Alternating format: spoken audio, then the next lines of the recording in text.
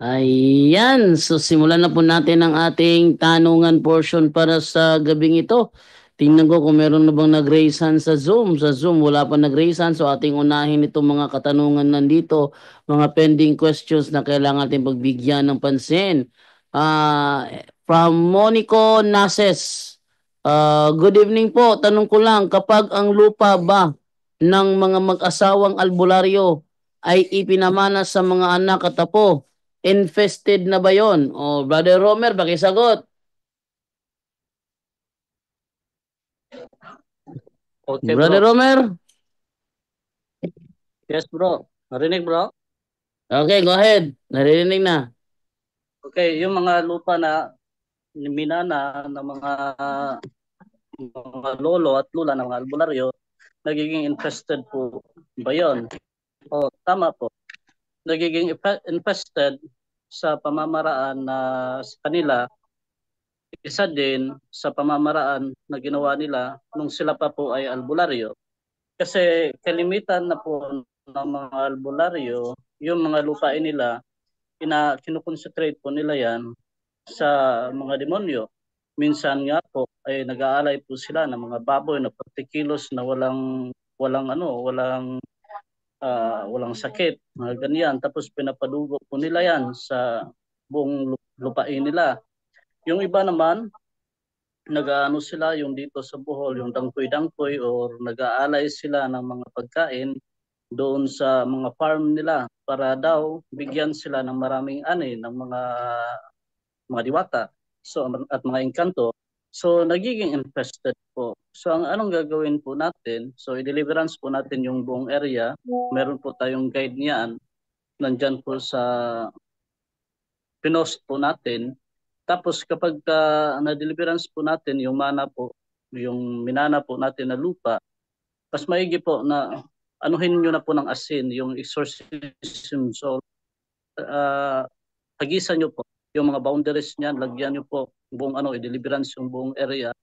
Tapos, pagkatapos ng deliverance, kung meron man silang naiwan na mga occult paraphernalias, i-break po natin, tapos sunugin, tapos yung abo, ilibing. Huwag nyo na lang po itapon sa tubig o baka ma-polluted po yung ilog po natin, ma-pollute. So, ganun po ang gagawin natin. Tapos, practice po tayo ng cares, process po yung sarili. Kung meron man tayong galit dun sa pamilya natin, ayusin po natin lahat. Dapat magka-unite po ang buong pamilya.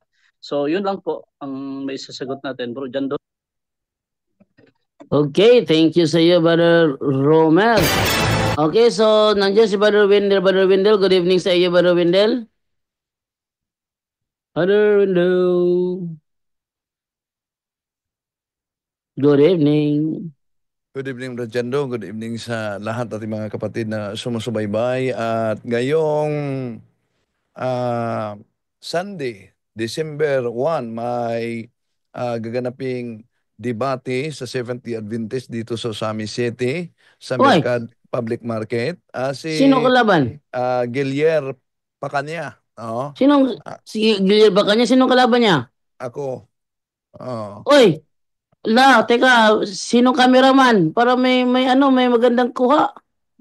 So ako ang harap, siya ang affirmative side at patutunayan daw niya na ang Inquisition ng simbahang Katoliko ay kadiliman at maraming Kristiyanong pinatay ayon sa Biblia at mga referensya.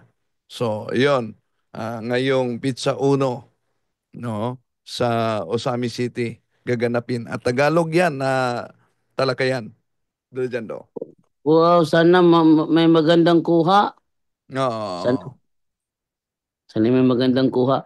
Okay, dito naman tayo ngayon sa ating next na katanungan naman.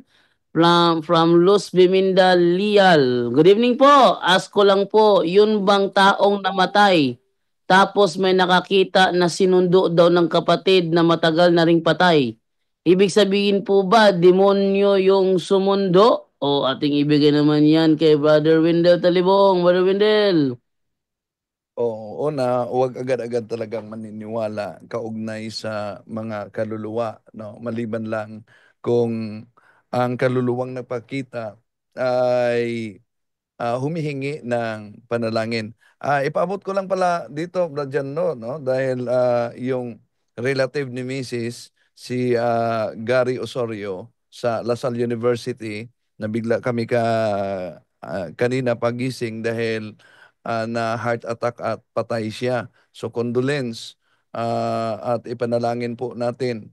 No? So sa Catechism of the Catholic Church natin, napakalinaw po na di pa naipasok sa kabaong yung katawan natin, haharap na tayo sa hukuman, particular judgment, Hebreo 9:27. No, haharap talaga tayo. Kaya, wag basta-bastang maniniwala, lalo na yung mga gumagalang kaluluwa dahil ang kapital ng ating kalaban ay deception. Juan Kapitulo 8:44. At ang ating kalaban ay nasa palibot mismo. Unang Pedro Kapitulo 5:8. So, kaya wag agad-agad maniniwala at ang dapat nating paniwalaan ang aral ng Simbahang Katoliko na ipanalangin natin yung mga yumao na at huwag ninyong i-canonize agad-agad dahil may mabasa tayo na happy birthday in heaven. Paano natin nalaman na sa heaven na yan? Na kung tingnan natin ang San Mateo Kapitulo 5:8 na blessed are those who are uh, pure in heart for they will see God. So, ano daw ang makakita sa Diyos? Yung pure ang heart. Paano natin alam na 100% na talaga yung mga yumao ay pure na ang heart? Kaya sa tanong na may sumundo na matagal ng patay, huwag paniniwalaan. Ayon sa mga eksperto, kaya nga sa ating prayer ng Rosaryo, anong sinabi yan? Pray for us sinners, now and the hour of our death. Bakit pray for us sinners, now and the hour of our death? Dahil ang digmaan nating spiritual ay hanggang sa kahuli-hulihan ng bahagi ng ating hininga. Gawin talaga ng demonyo ang lahat ng mga pagkakataon para di tayo makapasok sa kaharian ng Diyos. Kaya, yon ang binanggit sa Biblia na kung may magkasakit, patawag agad ang pari ng iglesia para sa anointing of the sick. Para masiguro natin. No? Yun. Huwag agad-agad maniniwala. Yung sundo, malaking posibilidad na fallen angels na nagkunwari yan. Okay, next question naman from True Champion. Bakit malupit ang Roman Catholic Inquisition ninyo? Pakisagot mga kapatid na kaibigan. Okay, Brother Wendell, pakisagot yan, Brother Wendell. Bakit daw malupit ang Roman Catholic Inquisition daw natin? Yun ang topic namin sa debate ngayong So, hindi mo ngayong sasagutin? hindi sasagutin natin 'yan. Ah, Dahil yun ang ah, argumento nila na paulit-ulit na ang simbahang Katoliko daw ay malupit sa Inquisition. Una, napakalinaw po sa aral ng simbahang Katoliko, mga kapatid, dahil inaakusahan nila ang kaparian natin na pumapatay. Sa Compton's Encyclopedia Volume 12, page 191, edition 1971, since canon law forbade the clergy to participate the bloodshed, the severe penalties were carried out by the state. So ano daw ang severe penalties were carried out by the state. Now, bakit nagkaroon ng Inquisition? Una, kung tingnan natin kasi ang kasaysayan sa Church History by Ernesto Paibonici, page 290, Albigensian heresy was a very grave danger to the welfare of the state. It advocated suicide, murder, and the destruction of the churches and monasteries.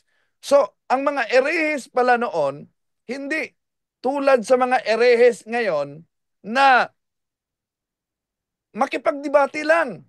Imagine, ang mga erehes noon, lalo na ang Albigensian heresy, tinatawag sa kasaysayan, very grave danger to the welfare of the state. Hindi lang sa simbahan.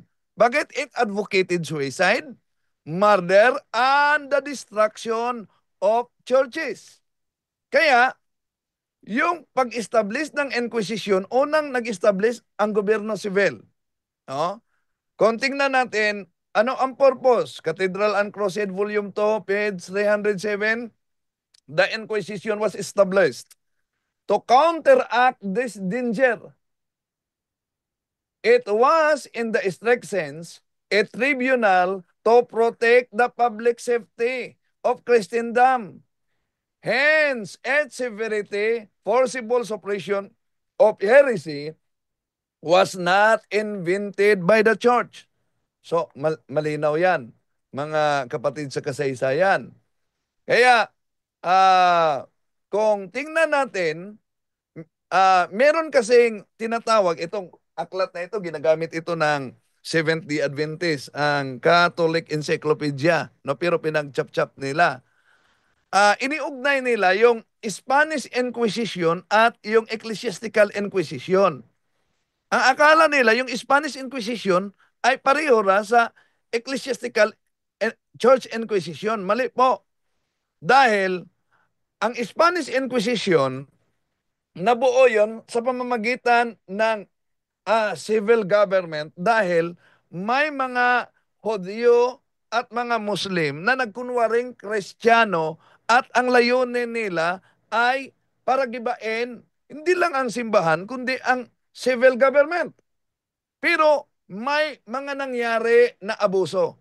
Kaya yung paghiling ng reyna sa Papa na i-approve yung Inquisition, binawi yun ng Papa dahil sa abuso. Kaya ayon sa kasaysayan, the Spanish Inquisition is not to be identified with Papal Inquisition, just considered. This occurred at the later date. So, ginawa ang Papal Inquisition, yung Papal Tribunal, para maprotektahan sa mga abuso yung hindi naman totoo na mga erehe, no? Sa kasaysayan. Okay. Pero ang pangyayari, mga kapatid, no? Ito ang mabasa natin sa church history.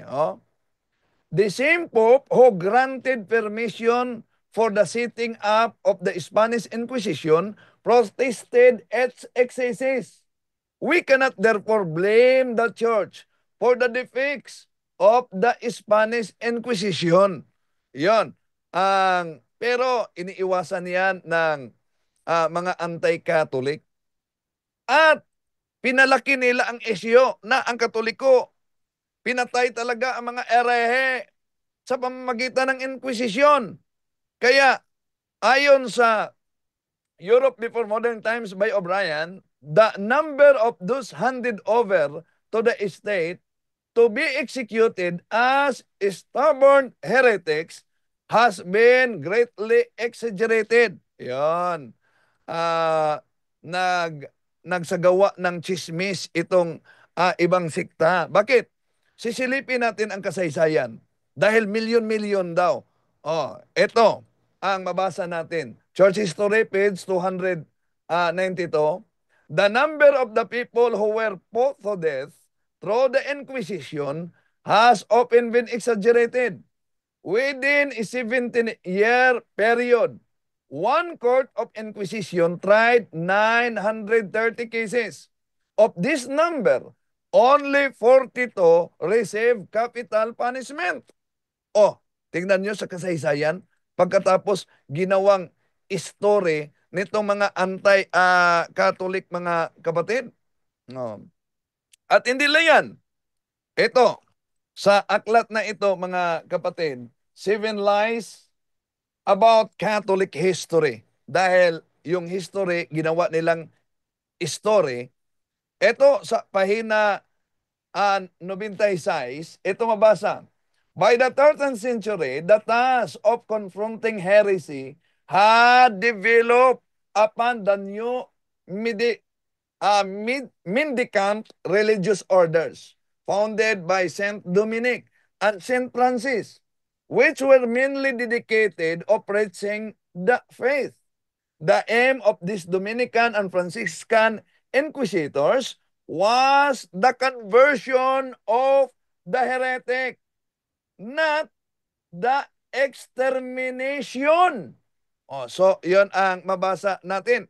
Hindi lang yan. Dahil iniiwasan nila ang katotohanan. Ito ang mabasa, mga kapatid, sa page 88. One of the most famous inquisitors, Jacques Fournier, ito si naging Pope Benedict XII, who interviewed some 930 suspected heretics during his career, never used torture. He got all information he needed through the scale and not force. He assigned various penalties to those judged guilty, ranging from making a pilgrimage or wearing a cross to exile or imprisonment. 42 heretics he turned over to a secular authority for execution. Yun ang mabasa natin sa kasaysayan. Pagkatapos, sasabihin nila na daming pinatay ng Katoliko. Bakit? Di nyo ba nabasa ang kasaysayan kung kaugnay sa mga Protestante? Di ba daming mga Protestante na ang mga Katoliko din pinatay? May mga Protestante pinatay? Ito sa kasaysayan ng daigdig ni Dr. Sonia Zaide, page 142.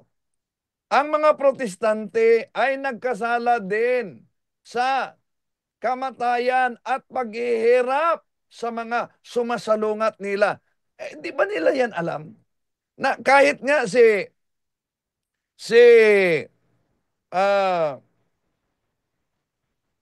Bishop John Fisher, pinutulan ng ulo. Hindi lang yan. Si Thomas More, St. Thomas More, pinutulan ng ulo.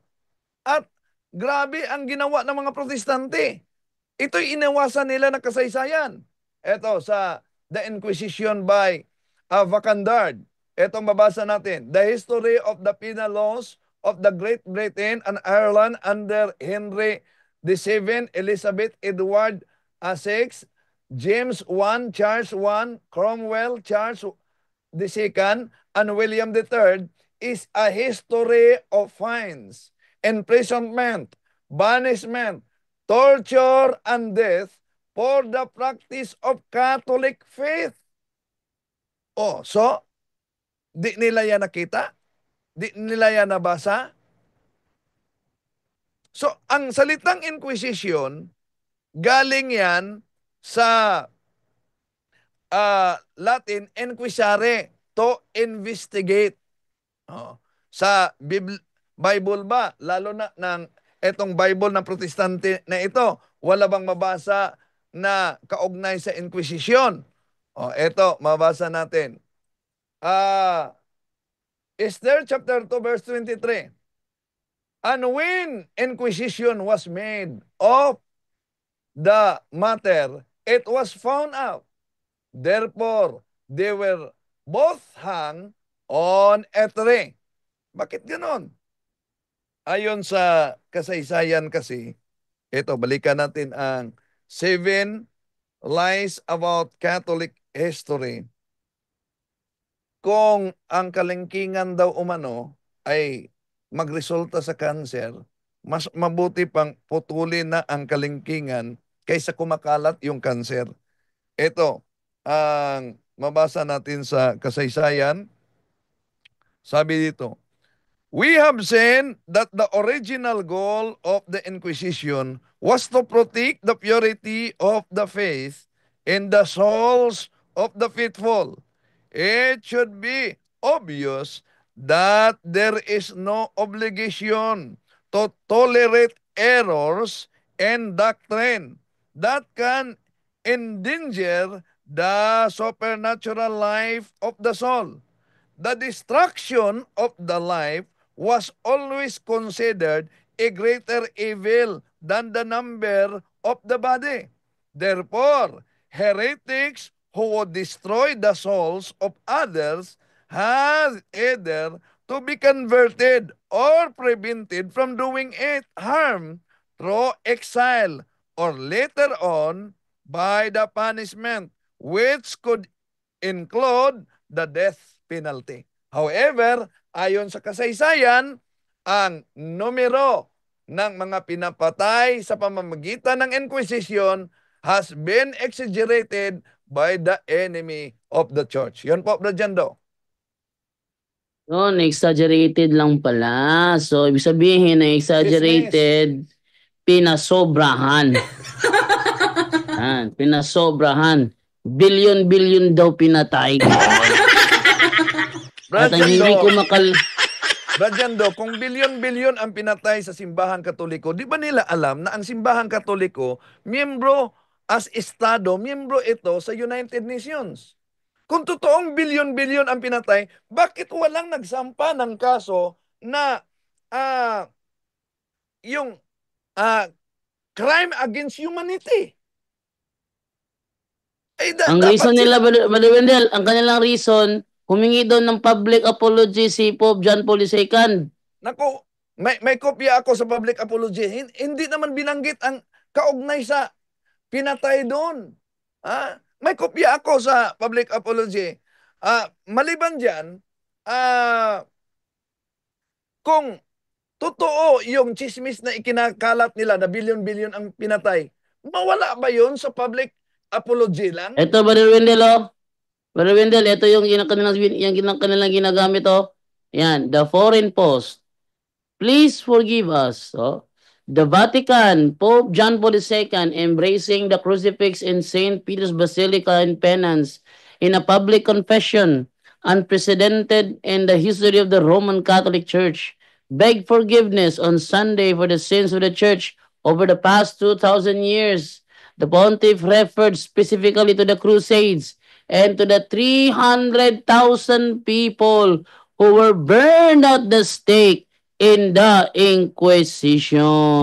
Brajando, dinagdagan nila yan. Hindi yan ang laman. Hindi ito laman. Hindi yan ang laman sa pahayag during the Great Jubilee celebration ng Papa. Uy, Hindi yan ang laman. Dinagdagan yan ng mga dating mo nga to. anti-Catholics. Basahin ko.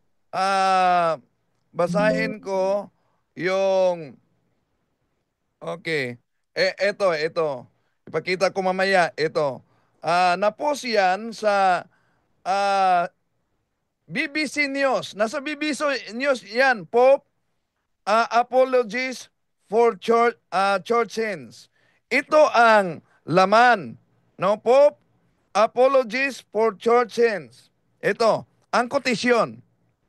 We are asking pardon for the division among Christians, for the use of violence that some have committed in the service of truth, and for the attitudes of mistrust and hostility assumed toward the followers of the other religions. Yun ang laman sa pahayag ng Santo Papa, dinagdagan lang nila. May panluloko pala yun. Okay, sumunod naman tayo ngayon dito sa nakaresan sa Zoom, si Katoliko Candado. Katoliko Candado, good evening. Hello, Katoliko Candado, good evening. Hello, bro. Kaya tang nakatulog si Katoliko Candado.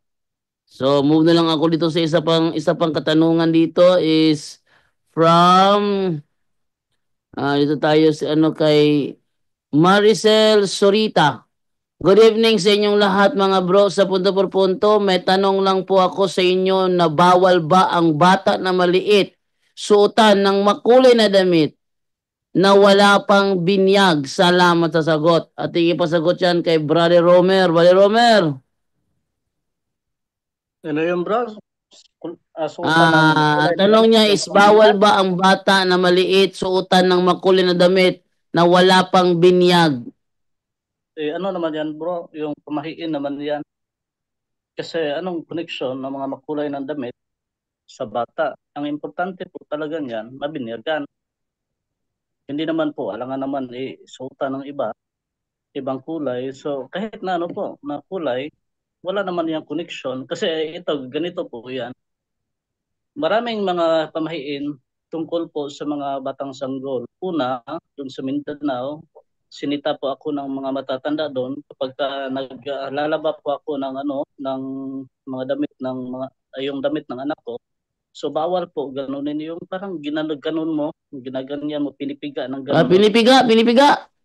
Oh, bawal daw yan, dapat ganunin lang, ganon, ganon. Kasi kapag piniga mo daw yun ng paikot ganyan, ang nangyayari daw, hindi makatulog yung bata. Ganon, wala daw tulog, palagi yung iyak ng iyak. So, Kusog bawal din. manghimid. Oo, mga ganyan. So, ang dami po nila mga pamahiin na mga ganyan. So, wag na pong tangkilikin yung mga pamahiin na yan kasi wala na po yung connection doon po sa bata. So, kapag inanuhan po na ng demonyo yan, o sigurado po, sa pool po talaga, magkakasakit po talaga yung mga anak natin kapag tayo po naniniwala. Kaya nga ako nga noon, wala nga akong alam. O sige, ginaganon ko lang yung mga damit, ginaganyan. Siyempre, pabalik-balik ng ospital, totoo po talaga yan. So, nung nirenounce ko, nung nalaman ko yung mga ganyan, sa awa ng Diyos, yung anak ko ngayon, wala po, hindi po talaga bumabalik doon sa ospital kasi kapag sinipon, inubo, 1 week lang ang pagitan. Balik na naman, matapos lang yung gamot, balik na naman sa ospital kasi may sipon na naman. So ganun po, kapag namuhay po tayo ng mga pamahiin, lalong-lalo na dun sa mga bata na nilalagyan ng anti-usog dito sa kanilang sa kamay nila, yung makulay na merong mga makulay na may langis, mayroong langis niyan. So, hindi po yan pwede. Delikado po yan sa mga bata ngayon. So, wala po talaga, kapag ka-antay-usog po yan para malayo sa sakit, bakit pupunta ng hospital? Kung antay-usog man yan or antay-kulam or ano pa yan, yung mga may iwasan yung sakit. Ang dami ngayon na nagsusuot ng mga ganyan na mga pulseras. So, tanggalin po. So, wala pong connection yan. Ang mas maigi po talaga na binyagan yung bata. So, doon sa binyag, kailangan po talaga na magsuot ng puti yung bata. Hindi po yung mga makulay-kulay kasi simbolo po yan ni Kristo, yung puti. Yun po ang bawal na kahit na ano ang isuot mo doon sa bata kapag sa binyag na. Kasi nagsisimbolo man yun kay Kristo, yung puti, yung sa binyag. So iwasan na po yung gano'n ang mga pamahiin para iwas po tayo sa demonic attack. So yun lang po bro Jando. Okay, thank you sa iyo, Brother Romer. So next, ating Brother balikan Jando, si... Yes, Brother Wendell. bago ito, may tanong kasi dito, pakita ko ha. Ah, ito ang tanong niya, Rosemary Abansinia. Sagot ito kay Bro Angel. Good evening po. Tanong ko lang, yung mga bata na namatay na walang biniyag, makapunta ba kaya yan sila sa langit o purgatorio? May pamangkin kasi ako noon na namatay sa pagsilang at nilibing na walang biniyag. Iyon. At ipakita ko muna, Abradyando, yung news ha. Yung news, dahil dinagdagan kasi nila, ito kasi ang news sa The Great Jubilee. Ito ang pahayag ng Santo Papa sa Great Jubilee. Yung nag-embrace siya ng cross sa Lent yun. We are asking pardon for the divisions among Christians, for the use of violence that some have committed in the service of truth, and for the attitudes of mistrust and hostility assumed toward followers of the other religions, said Pope John Paul II, address the purple robes of Lent. Oh, yon. Ikumpara sa ipinakita mo. Meron bang sinabi diyan na milyon-milyon ang pinatay? Wala namang sinabi. Dinagdagan lang nila sa paninira ng simbahang Katoliko. Yon, nagkakalat ng chismis etong mga anti-Catholic. At di na yan makapagtataka mga kapatid dahil alam nyo naman na gawain talaga ng demonyo para yung mga inosente ay mailayo sa tunay na simbahang tatag ng ating Panginoon Jesucristo. Dahil pag mailayo ka sa tunay na simbahan at tatag ng ating Panginoon Jesucristo, una, wala ka ng sakramento.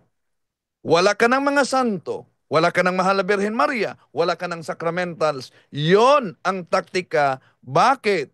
Daming mga siktang na itatag na tao, ng mga tao na banat ng banat sa simbahang Katoliko.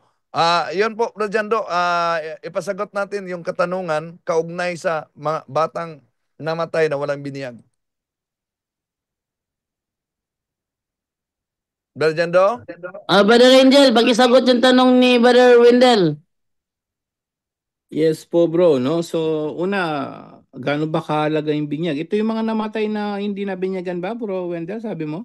Yes. Namatay, walang Saan binyag. pupunta? Makapasok Oo. ba umano sa purgatorio o sa langit? Sa langit, no? So, dahil yung mga turo ng mga ano yan, ng mga protestante yan, na automatic daw sila na ano, na mga bata, mga anghel daw, no? So, tingnan po natin kung anong turo ng simbahan. Pero una, yung sinabi muna ng ating Panginoon sa Kristo, gaano ba kahalaga ang binyag, no? Ito po'y binyag, hindi born again na sekta, no? So, tingnan natin, John chapter 3 po, verse, ano na yun tayo ng 3, English natin para yung may born again, para ano muna natin, no? Umpisa natin dyan ang sagot para mas malinaw. John 3:3 muna hanggang 5. Bro Jando. No, wala yata Bro Junry, wala yata si Bro Jando. Yes, Bro John? John 3:3 muna tayo, English nga yung may born again. John Tungkol sa 3:3. binyag muna. Tungkol sa Okay. binyag muna kasi may tanong tungkol sa binyag na namatay hindi na binyagan. John 3:3. So ito po ating mabasa. Ay, bakit? Ayun. So sumagot si Jesus, tandaan mo ang sinasabi kong ito. Malibang ipanganak na muli ang isang tao, hindi niya makikita ang paghahari ng Diyos.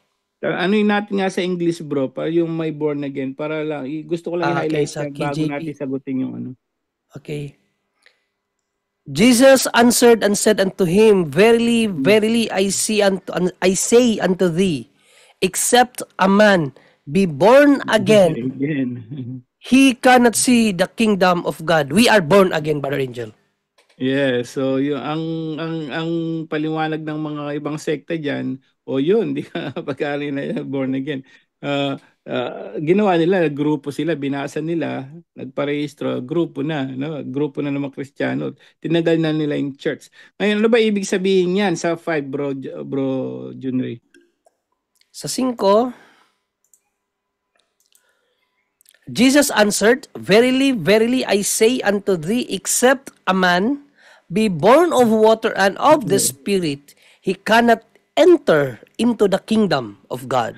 Yun pala yun, hindi yung born again na grupo, no? Born again. So, sa Tagalog bro, dyan, Juan 3:5, gaano ba kahalaga ang binyag? Binyag po yan sa mga nakikinig para mas mabigyan tayo ng liwanag.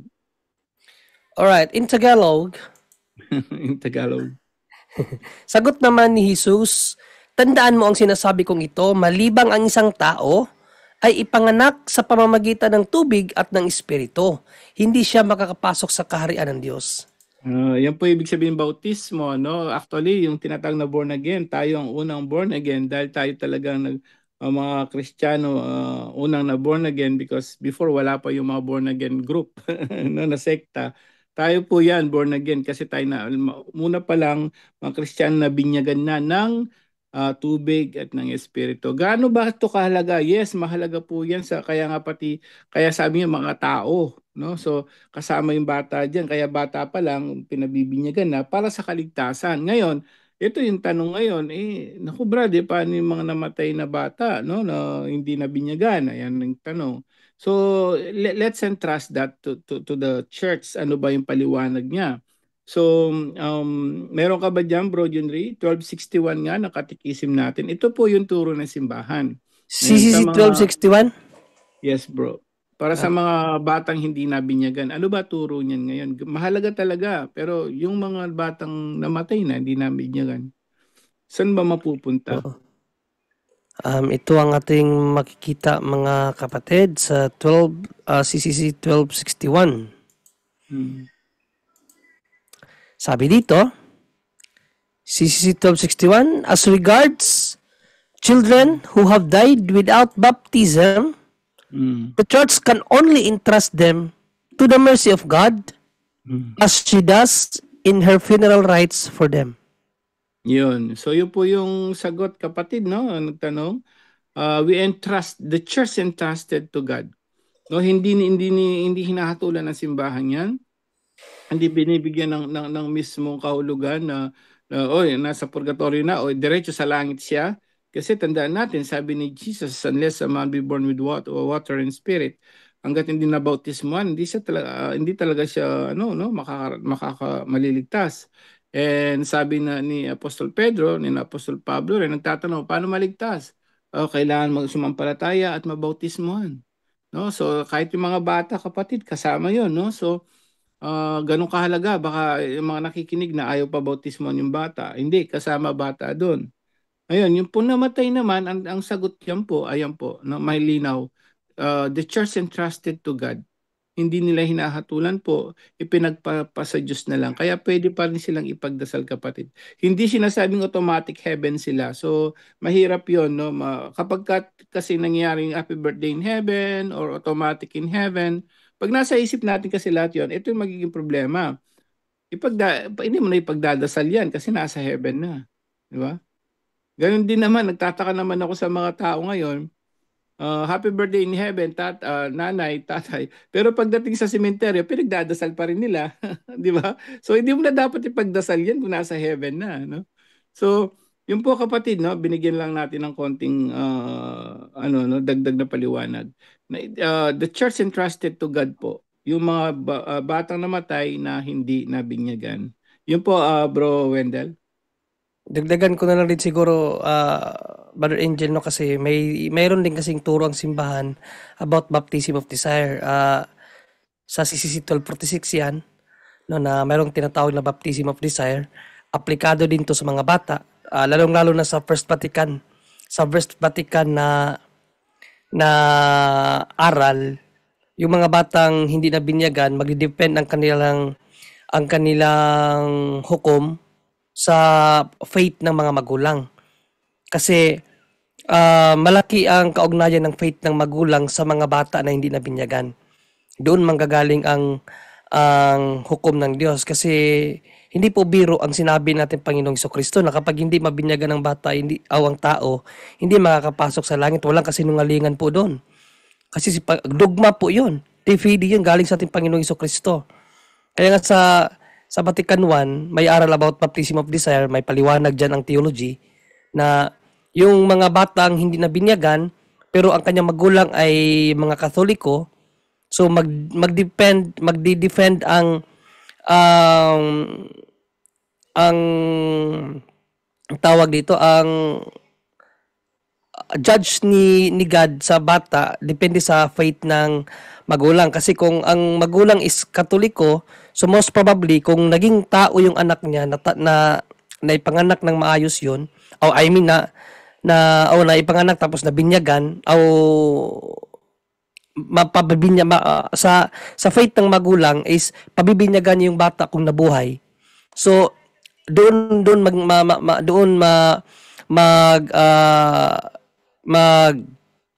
ano tawag diyan, yung mag-i-effect ang teaching of the church about baptism of desire. So, posible na ang bata mahatulan siya in heaven kahit hindi siya nabinyagan dahil sa faith ng magulang. Pero kung ang magulang ng isang bata is pagano, walang paniniwala sa simbahan, walang paniniwala sa sakramento ng bautismo, so most probably yung nanay hindi rin niya pabibinyagan yung kanyang anak na namatay. Kung kahit pa nabuhay, hindi niya pabibinyagan yung kasi hindi niya faith ang binyag. So, yun ang magiging hatol din sa batang pagano kasi parehas yan bata. Ang pinagkaiba lang yung faith ng mga magulang nila.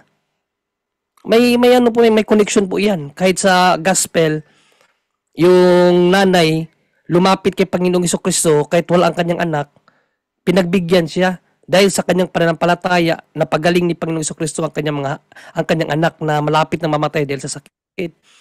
Dahil sa faith niya, no? Inayawan pa siya ni Panginoong Jesucristo, inest ang kanyang faith, pero hindi siya natinag. Sabi niya, alam ko kahit hindi ako parte ng relihiyong Hudiyo, naniniwala ako na mapapagaling mo ang anak ko dahil sa faith niya. Ang anak niya na nagkasakit, malapit na mamatay, napagaling. Sabi niya, humayo ka dahil sa iyong pananampalataya, gumaling na ang iyong anak. So ganun po ang connection ng faith ng magulang sa anak. Napakalaki po nun sa mata ng Diyos. No? Tinitignan ng Diyos ang faith ng nanay. So, basahin lang natin yung 1246 ng CCC. No? 1246. Kasi mayroon yan baptism of desire. Kaya kailangan may paliwanag din to. May paliwanag kasi ito sa tawag dito sa theology. At ang nalaman ko dito na paliwanag, yung sa Vatican I na katuruan. Ang ano lang kasi dito, ang problematic lang kasi dito sa baptism of desire na dito sa Vatican II, sa panahon kasi ni Pope Benedict, tinanggal ni Pope Benedict yung limbos of the infant. Kasi sa Vatican I kasi, yung mga paganong bata na hindi, siyempre dahil pagano yung kanilang mga magulang, hindi mabibinyagan, so hindi iyon mahahatulan papunta sa langit. So hindi rin naman sila mapupunta sa impyerno kasi wala naman sila mga mortal sin. Sa Vatican I kasi, yung mga batang pagano na namatay na hindi nabinyagan, doon yun ilalagay sa limbos of the infant. No? Paradise pa rin siya, paradise pa rin, minus the vision of God. Yan ang aral ng Vatican I. Problematic yan ngayon sa Vatican II kasi sa panahon ni Pope Benedict, inabolish kasi yung katuruan about sa infant baptism. So, kaya nga ang turo ngayon sa simbahan, entrust na lang sa awa ng Diyos. Kasi maawain naman talaga ang Diyos Pero in strict sense talaga mga kapatid, kung tayo-tayo lang maghukom, malinaw ang sinabi ng Panginoong Jesucristo, maliban ang tao. Pag hindi mabinyagan, hindi siya makakapasok sa kaharian ng langit. Hindi naman natin pwedeng sabihin na nagsisinungaling si Kristo doon. No, dahil 1 Peter 2:22, walang kasinungalingang lumabas sa bibig ng ating Panginoong Jesucristo. So yun po ang mga circumstance ng batang hindi nabinyagan, no? Based po sa aral ng simbahan, mayroon tayong tinatawag na baptism of desire. Yung baptism of desire, in-applika yun sa mga batang hindi nabinyagan. Ulitin ko, kung ang nanay ay pananampalatayaan niyang Katoliko, syempre kung nabuhay yung bata, pabibinyagan niya yun sa Katoliko. So yun ang magiging hatol sa kanya ng Diyos. So most probably, or possibly, yung bata na matay na ang nanay ay Katoliko, mapupuntang langit yon. Pero doon sa mga bata na hindi nabinyagan, imposible po, no? Kung titingnan natin sa Bible, imposible makapasok na sa langit kasi yun ang sabi ni Kristo. Hindi ka makakapasok sa kaharian ng Diyos kung hindi ka mabinyagan. So Diyos lang nakakaalam. Problematic nga, sabi ko na problematic kasi inalis kasi ni Pope Benedict XVI yung aral about sa infant baptism. Aral kasi yan sa Vatican, sa First Vatican So kung hindi makakapasok yung mga batang pagano, saan sila ilalagay ng Diyos? Napakahirap naman ilagay sila sa purgatory o sa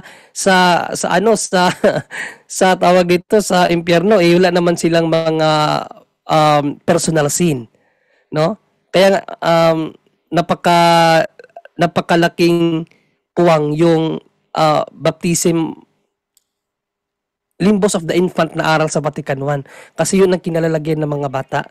Pero sa pati kanto, interest na lang natin sa awa ng Diyos. Hanggang doon na lang talaga ang simbahan kasi hindi naman ang ang simbahan hindi naman Diyos eh, no? Nagpahayag lang ang simbahan kung ano ang kalooban ng Diyos na dapat masunod ng mga tao. Yun lang ang dagdag ko, Brother Wendell.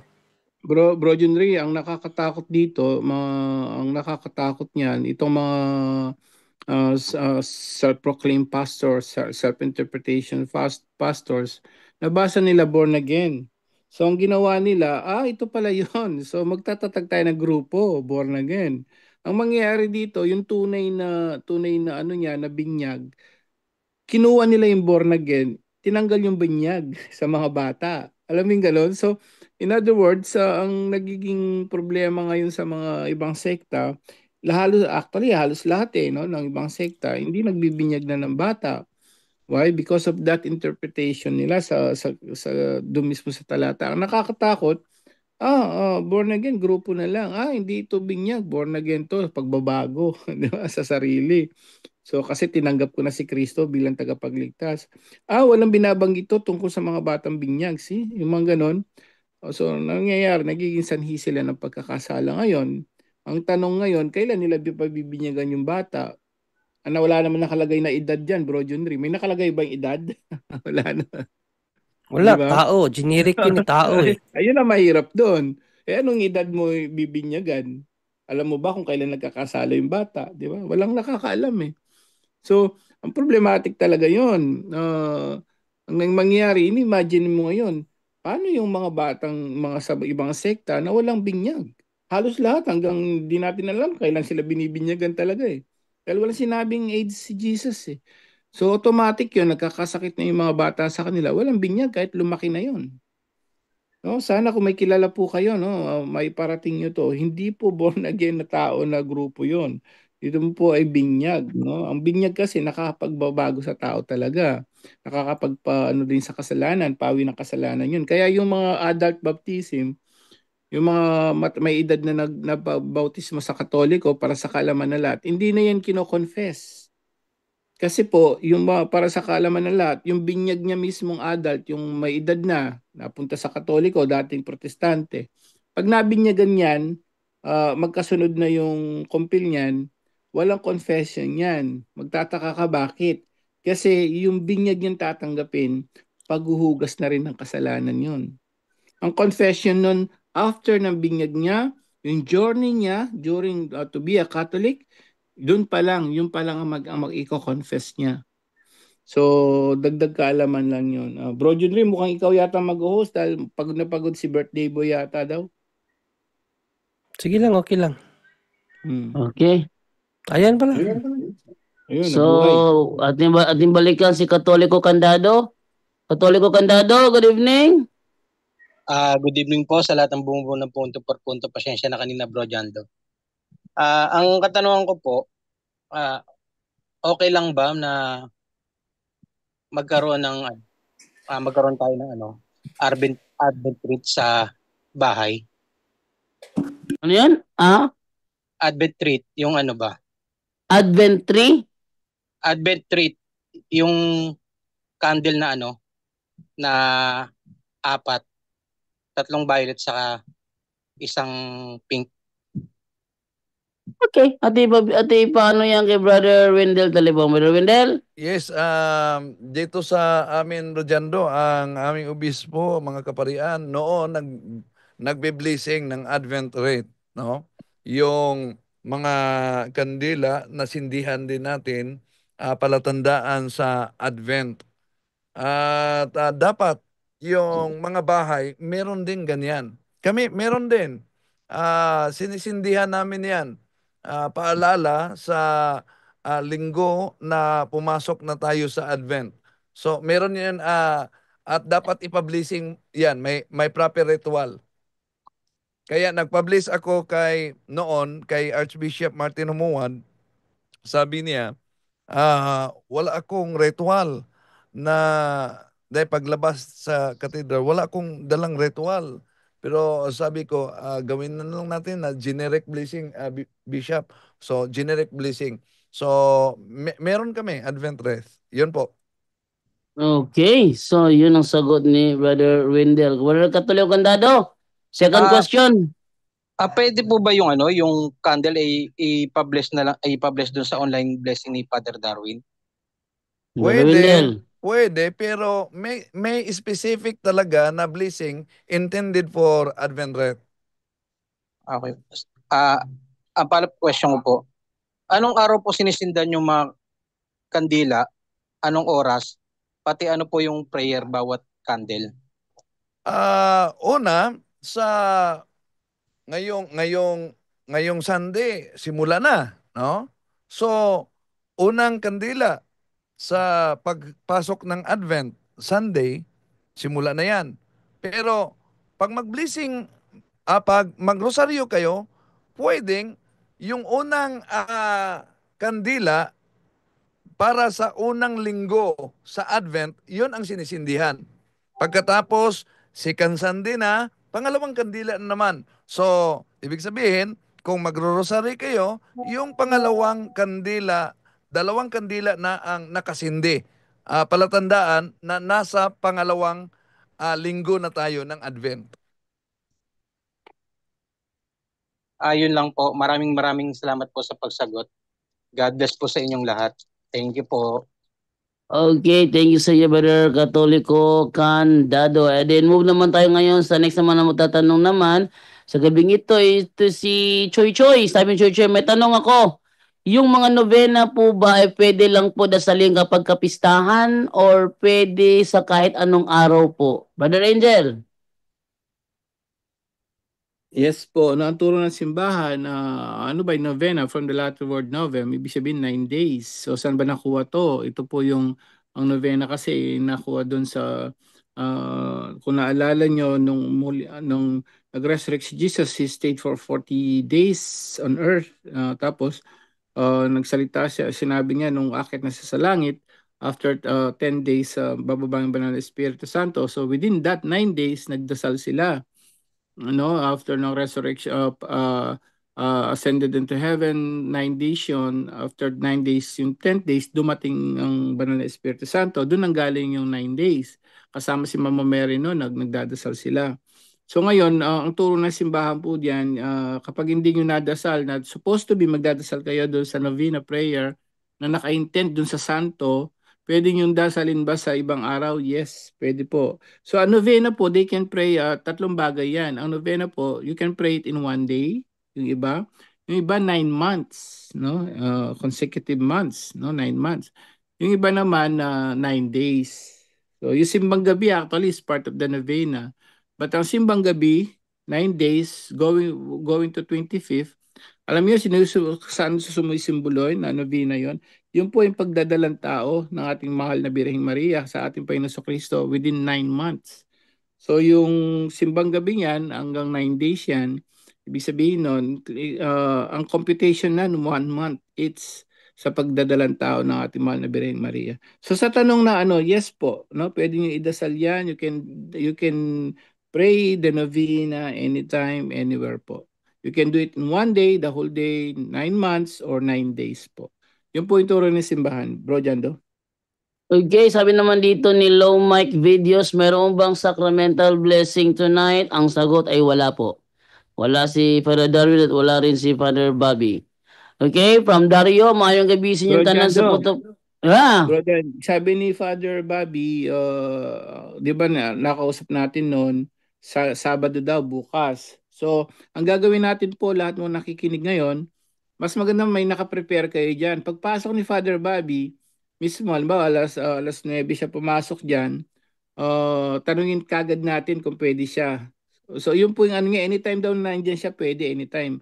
So, ang mangyayari, pag nandiyan daw siya, sabihan lang daw siya. Anytime pwede siya. So, nung tinanong ko siya ng schedule, di ba, bro, kailan po pa kayo talaga pwede para ma-prepare ng mga tao kasi ang dami naghihintay. Ang sabi niya, most probably, katulad ngayon, may lakad daw siya.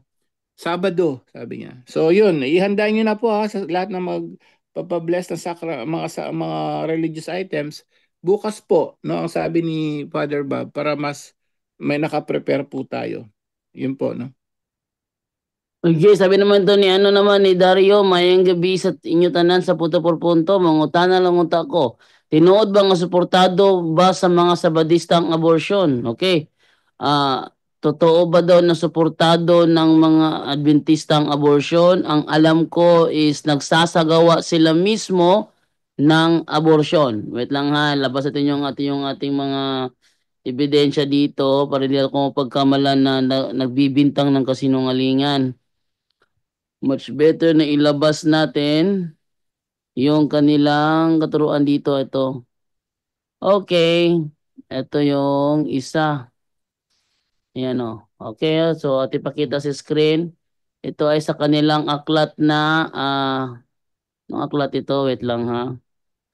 Ito ay aklat na Ministry Magazine to eh. Ministry Magazine na ito nabasa ko to doon sa Cagayan de Oro. Pero hindi ko mabuksan lahat. Isa lang yung nag-activate dito. Wait lang. Mukhang na-corrupt yung mga ano Ito. Sa kanilang babasahin, the resulting liberalized guidelines have allowed Adventist hospitals a great deal of freedom in their abortion practices, a freedom that has resulted in a large number of abortions being performed. So sila ay nagsasagawa ng abortion. The resulting, ulitin natin the Brad Jando, anong resulting, year yan? ito ay hindi ko mano kasi merong piso dito, Brother Wendell. Kaso lang pagbukas ko, corrupted siya. Windows Photo can't display this picture because there might not be enough memory available on your computer. Close some, okay naman yung ano niya, yung pag, hindi ko siya masilip kasi mayroon siyang parang notice. Pero try ko ano to, lang ha. Si ano nag-ano sa akin to si Brother Stalwart Tingnan buksan ko yung ano ni Stalwart, yung kaniyang message sa akin. Stalwart. Sa yung nagsenak sa akin ito. Wait lang ha. Para makita natin yung mga pinagsisend sa akin ni Stalwart. Wait lang.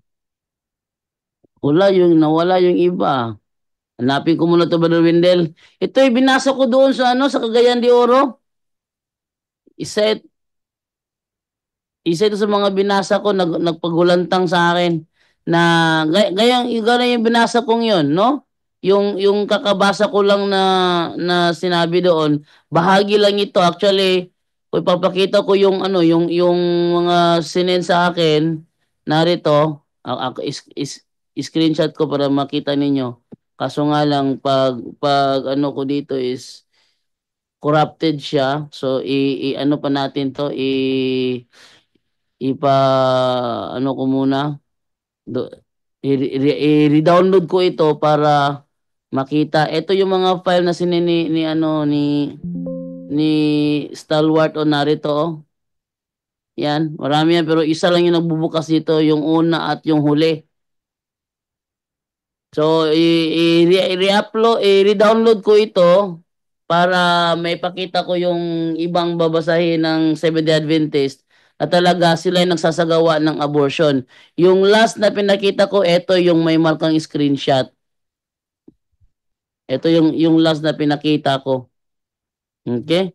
So talaga nagsasagawa sila. At inaamin naman nila yon. Kung yung isa dito, ito, yung karugtong niya hindi ko na mabuksan. So try ko lang gawa ng paraan. Ito ito pala. Tingnan niyo ito yung una niya, yung una. Yung una. Wait lang. Ito yung una. Kita ko. Yan. Ito yung binasa ko doon sa Cagayan de Oro. Home Archives, 1991 August, Abortion History of Adventist Guidelines. My questions about abortion in the Seventh-day Adventist Church began on a cold day in January 1985. A chance encounter with a pastor while searching for parking at the Smithsonian Institute in Washington, D.C. had led to an invitation to worship with this church sometime. The following Sunday, I dropped in to hear him preach. Arriving late, I sat unnoticed in the back. When the pastor stood to preach, he announced to the congregation that it was Sanctity of the Life Sunday. After spending some time on the biblical basis for the sanctity of life position, he told the following story. During my wife's pregnancy with our son Seth, we decided to look for a Christian doctor who shared our sanctity of life convictions. So we drove to Tacoma Park, Maryland, to the office of Dr. Seventh-day Adventist. Following the test and examination that confirmed that she was pregnant, the very first question she was asked was, "Do you want this baby? Or do you want an abortion?" We looked at each other in shock and disbelief. We then turned and said, "We are sorry, we must be in the wrong place." We got up and left. At the close of his sermon, this pastor invited questions and comments from the congregation. One lady asked, "Are you sure?" Wait lang ha. Yung karugtong niya. Ito. Ay, hindi. Wait lang muna yung karugtong niya. Ito yung karugtong. Yan. Yan. That what you said about the Seventh-day Adventist is true. I always thought that they were Bible-believing Christians. He answered, "I am sorry to tell you that the Seventh-day Adventists are aborting hundreds of babies in their hospitals. While they sang a hymn, I went out, unseen but not unshaken. What was the truth regarding Adventism and abortion? I remembered seeing an editorial in the Adventist Review that stated, the Adventist Church has no official position on abortion. But what did that mean? Did it mean that the church saw no moral implications surrounding the practice of abortion? Did it really not incline in either direction? What did the lack of an official position mean in the actual day-to-day practice of the hospitals of the Adventist health system? A search for answers to those questions led me to the survey, the history of our church position on abortion. At yung isa pang binasa ko rito, ito, yan, ito na.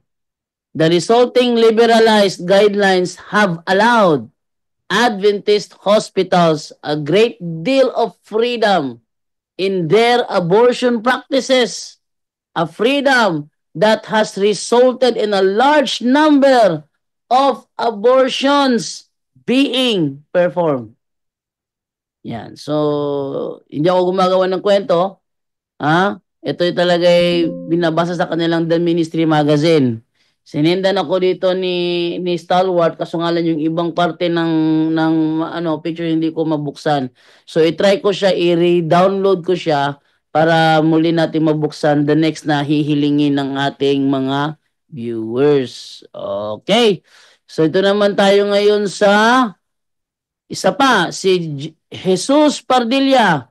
Bro, John Ray, isa lang tanong ko, ilang taon na si Kuya Jando? Napakaseryoso. Pero yung pala yung karugtong.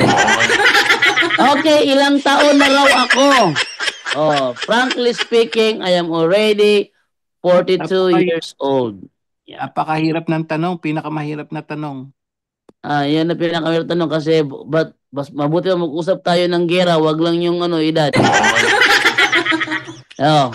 I am already 42 years old. Ako ay tapat magsalita. I am 42 years old. Brother Angel, ilang taon ka na?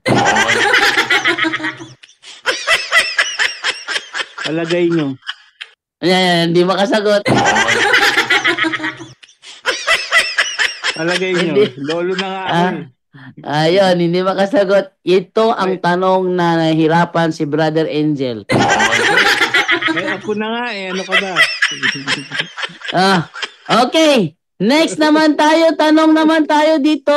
Sabi naman dito niya is from Sunny Boy Batayola. Good evening, brother. Ask ko lang, pwede ba ma-consecrate of senses ang live-in? Brother Angel,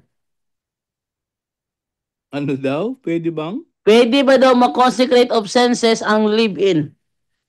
Ibang-iba yung spelling niya ng live-in dito. Live-in is lev. L-E-V-I-N. Live-in. Parang aalis lang eh, no? O aalis. Paalis. Live-in. Pwede mag-consecrate ng senses? O, pwede ba maka-consecrate of senses ang live-in? Brad Jando. Yes, Si Bro Brother Wendell. Ikaw, Brother Wendell Sige, na lang, bro. Brother Wendell. Hindi, Sige, bro. hindi. Ito, nakita ko na ang Ministry Magazine, Bro Jando. Ayun, May sige. Ministry Magazine o August 1991, page 16, na nagsagawa pala sila ng abortion talaga ang SDA Hospital. Ayun. Ano yan, Brother Wendell? Ano yan? Ministry Ministry Magazine? Magazine. Dina-download ko na, Ministry Magazine, August 1991, page 16. Sige, mag-download din tayo. Ministry Magazine. Dina-download ko na. Ministry Ministry Magazine. Magazine, August 1991. Mabasa August natin. Page 1991. 16. Okay, so ito na. Ito, download. Ay, download PDF. Meron siyang download PDF. Okay, download May na natin download, may to. download. Okay. Ministry Magazine. August Ab- 1991. August 1991 abortion. Nasa ano to, Brother Wendell? Page 16? Page 16. Okay, ito yung silipin ng page 16 niya. 16 ba to? Ito nga. The wording of new guidelines broad enough. Ito. Ito ba? Oo. Sige. Ating basahin itong kabuuan nito. Pero pag-aralan muna natin.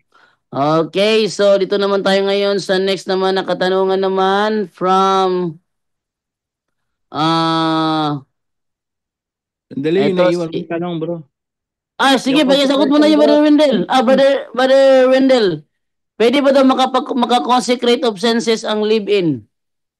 Ay, di pwede dahil delikado State, sila. nasa state of mortal sin eh. So di po ba ang pag-consecrate ng senses at ang paggamit sa tinatawag na mga sacramentals, dapat yung tatlo talaga ang batayan na nasa atin. Proper faith, proper disposition of morality, and a state of grace. Now, ang live-in, nasa proper disposition ba sila sa morality? Nasa state of grace ba sila? Nabasa na yan bro. Pinakita na yan Bro Angel na public sinner nga. Bro Angel? Oo nga. So, yun po yung sagot, kapatid, no? Lahat yan, lahat ng blessings, prayers, devotional, paulit-ulit natin sinasabi rito, no?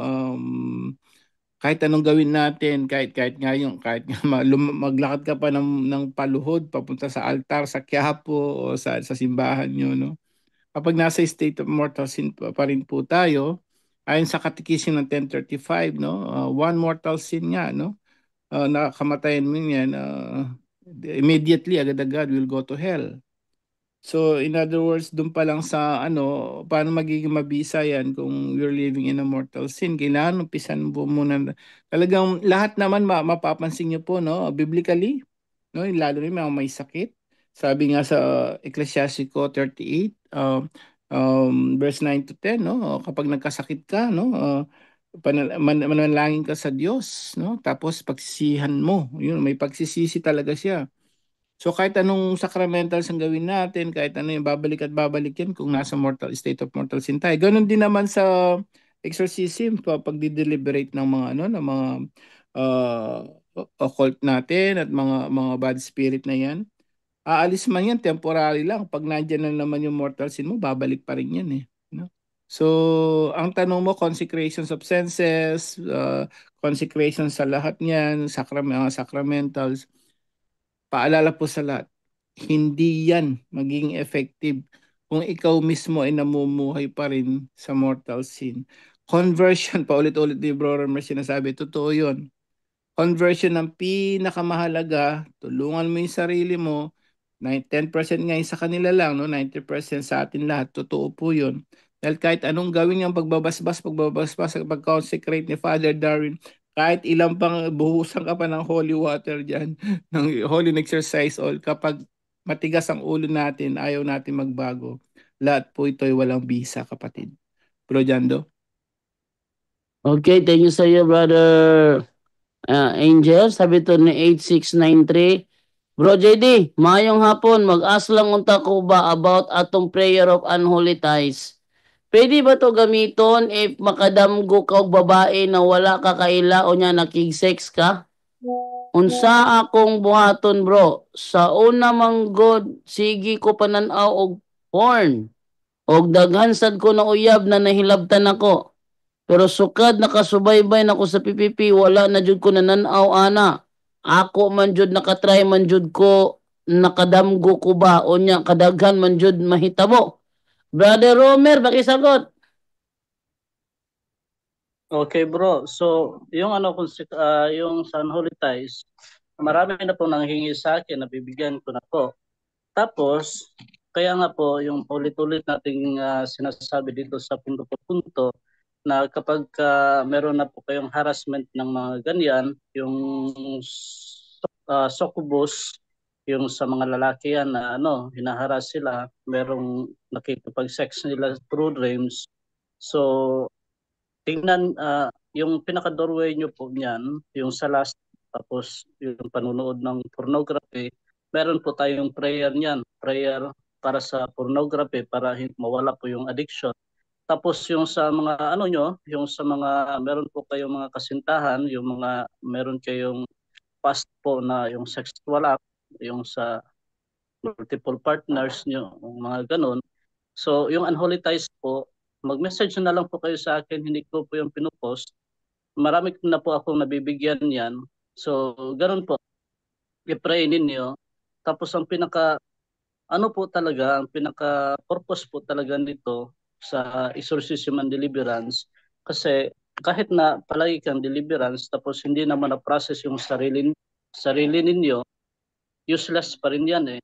Marami ditong pumupunta dito sa office na live-in, tapos gusto mag-deliverance. Sabi ko, hindi nyo na nga po na pag-anuhan, na pagplanuhan yung magpakasal. Ano pa kayo? Bakit gusto nyo mag-deliverance kaagad? Anong purpose? Gusto nyo magpalayas ng demonyo na wala kayo sa estado sa grasya? So, ganoon. Madali lang para sa kanila na mag-deliverance, pero hindi sila makagawa na magpakasal. So, kung baliktarin natin, magpakasal una bago mag-deliverance. Kasi yan po talaga ang pinaka-importante. I-process yung sarili ninyo, tignan niyo po yung ano, yung pinaka-doorway kung bakit nakapasok yung demonyo sa buhay natin kasi yung mortal sin, wala na. Pasok na po ang mga demonyo sa mga ganyan. So, doon po sa prayer na sa yung sa soul ties, kailangan po yan, tapos i-renounce po yung mga gamit na binigay ng mga kasintahan ninyo, i-dispose niyo po yun. Meron po tayo doon mga prayers, ipasa, mag-message lang po kayo. Wala namang sa akin, naman talaga, kahit busy ako, kapag meron ng hihingi, binibigyan po talaga. So, ganoon po, ang gagawin natin, i-process yung sarili natin, mamuhay po tayo yung sa chastity, yung mortification of our senses, yung 5 senses. Kung ang pinakadurwa yung mata mo, mag-mortify yung mata mo. Huwag mong itingin doon sa mga huwag kang manood ng mga malalaswa. Kahit na sa Facebook, merong nagdadaan sa wall ng FB ninyo na may TikTok na halos nagkukubad na. So, nyo po, huwag nyo pong tingnan. Kasi minsan, pinopost ng iba, inaano ng iba, parang mahabit na isang panood, tapos ganun, hahanapin pa ulit. Yan, kasalanan na po yun. So, kailangan po natin i-practice at saka tignan po yung sarili natin. Know yourself first po. Saan po yung kahinaan natin para pagka mag-prayer na po tayo, wala na pong hold yung demonyo. Magpunta po tayo sa kumpisalan. Hindi po yung yung pagan disposition na magkumpisal ako ngayon kasi magdi-deliverance ako mamaya. So bawal po yun ha. Huwag ninyo yung gawin na dahilan na magkumpisal ako para mag-deliverance. Nagkumpisal ka kasi nagsisi ka sa kasalanan mo. Yun ang pinaka-importante po dito sa sa Exorcism and Deliverance Ministry kasi parang pupwersa ka na magkumpisal para makadeliverance. Hindi po, ang daming gusto magpalayas ng demonyo ngayon na panahon ngayon, pero wala naman sa disposisyon. Hindi po yan pwede, mariretaliate po tayo niyan. Kaya nga po, ang payo na po namin sa inyo, yung conversion po talaga. Yung yung kahit na magamit po kayo ng sacramentals, ang daming gusto magamit ng sacramentals, pero wala namang kasal. Paano po yan? Paano po ma-liberate yung sarili ninyo? Ang dami naman ginagawa ang daming nagpapabless ng mga yung religious item pero hindi nagsisimba. So ginagawa nila yung parang anting-anting. So hindi po yan pwede. So sa case mo na meron ng incubus, succubus kasi sa babae incubus, sa lalaki succubus. So i-process niyo po yung sarili niyo kung saan yung doorway, yung lust, yung pornography, yung lack of mortification sa inyong senses, i-process niyo po yun. Tapos punta po kayo ng yung perfect talaga ha, perfect contrition po talaga. Yung repentance po talaga na kailangan po talaga na hindi po na dahil lang po sa deliverance, magkukumpisal ka. Hindi po yan pwede. So, ganun po, yung mga paulit-ulit po natin na ini-explain po dito sa punto por punto, yun po, dapat natin sundin. Meron din ako na-post doon sa mga paano i-break yung mga occult paraphernalias at saka yung mga yung binigay ng inyong mga GF noon, yung sa mga jowa ninyo na hanggang ngayon nasa kamay ninyo pa. So i-break yun tapos sunugin. Yun po, nakapost po yun. So mag-message lang po kayo sa akin para at least mabigay ko po. Kasi kapag ka dito, hindi naman po natin maisa-isa kasi marami pa pong magtatanong. So yun lang po, Bro Jando.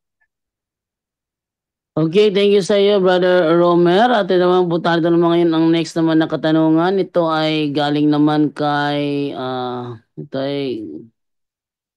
galing kay 8444. Hi po, send shop if dito ako pumasok.